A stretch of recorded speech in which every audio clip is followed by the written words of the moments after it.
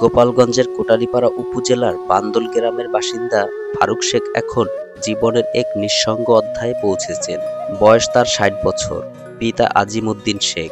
জীবনের এক সময় তার সংসার ছিল হাসি আনন্দে ভরা, কিন্তু ৩ বছর আগে স্ত্রী মারা যাওয়ার পর ফারুক শেখ যেন একা হয়ে গেছেন পৃথিবীর ভিড়ে।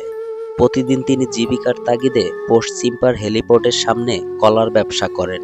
ছোট এই ব্যবসাটি এখন তার জীবনের একমাত্র ভরসা। কিন্তু জীবনের এই সন্ধিক্ষণে তিনি আর্থিকভাবে ভালোই আছেন, তবে মানসিকভাবে অমানসিক কষ্টে আছেন, কারণ একাকিত্বের যন্ত্রণা। ফারুক শেখ বলেন, এই বয়সে একা বেঁচে থাকা খুব কষ্টের। একজন সঙ্গী থাকলে হয়তো জীবনের শেষ সময়টা একটু ভালোবাসা ও পরম যত্নে কাটাতে পারতাম। মানবিক আবেদনে তিনি জানান, যদি কেউ তার জীবনের শেষ সময়ে সঙ্গী হতে আগ্রহী হন, তবে তিনি তার নামের ৪% জমি এবং নিজের সকল স্বর্ণ ও সম্পদ লিখে দিতে প্রস্তুত। বাঁচিয়ে রাখবে ততদিন ওনার দায়িত্বটি নিতে চাবেন। এরকম যদি কোনো মেয়ের সন্ধান থাকে তাহলে অবশ্যই আপনারা দিবেন। আমি এখন বর্তমানে খুব অসহায়ের ভিতরে আছি। আমার দেখাশোনার কোনো লোক নাই। আমি যদি সেই ধরনের আমার মেয়ে আমি পাই, আমার সেইভাবে গ্রহণ করিয়া সে নিয়ে দয়া ব্যক্তিমান কোনো আলতু ফালতু কোনো দরিদ্র করা হবে না, তাহলে আমি তারে আমার সারা জীবনের জন্য আমি মরে গেলে তারে আমি ৪% টাকা আমি নিজে দিয়ে দেবো। এটার কোনো ভুল নেই। তবে তিনি তার নামের ৪% জমি এবং নিজের সকল স্বর্ণ ও সম্পদ লিখে দিতে প্রস্তুত। তিনি চান জীবনের শেষ প্রহরে যেন একটি সঙ্গীর ভালোবাসা ও যত্নে শান্তিতে বেঁচে থাকতে পারেন। এ যেন এক নিঃস্বার্থ আহ্বান, একজন একাকী মানুষের ভালোবাসা ও মমতার প্রার্থনা।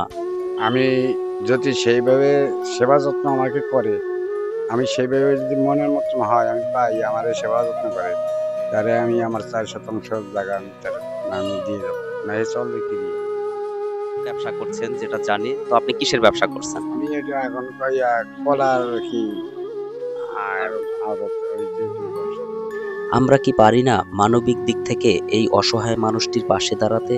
আমরা কি পারি না তার জন্য একজন সঙ্গী খুঁজে দিতে, যাতে জীবনের শেষ সময়টা তিনি হাসি মুখে কাটাতে পারেন? তো শুনলেন আমার মামার যে আবেগের কথা, কষ্টের কথা। আশা করি আপনারা তাকে তার বাকি জীবনটা যাতে সুন্দরভাবে পার করতে পারে সেই ব্যাপারে আপনারা তাকে সহযোগিতা করবেন, এবং ভালো যদি কোনো সেরকম কোনো মেয়ে থাকে তো সে তার একটু সন্ধান দেবেন আপনারা। অবশ্যই এটা আল্লাহ তাআলাও খুশি হবে, এবং আমরাও তার জন্য দোয়া করি যে আমাদের এই মামার জন্য একটা সুব্যবস্থা করে দেবে। আসুন আমরা সবাই মিলে মানবতার হাত বাড়িয়ে দেই। আসুন ফারুক শেখের জীবনে নতুন করে আলো জ্বালাই। কারণ একজন মানুষ যখন ভালোবাসাহীন হয়ে পড়ে, তখন তার সবচেয়ে বড় চাওয়া থাকে শুধু একটু মানবিক সঙ্গ।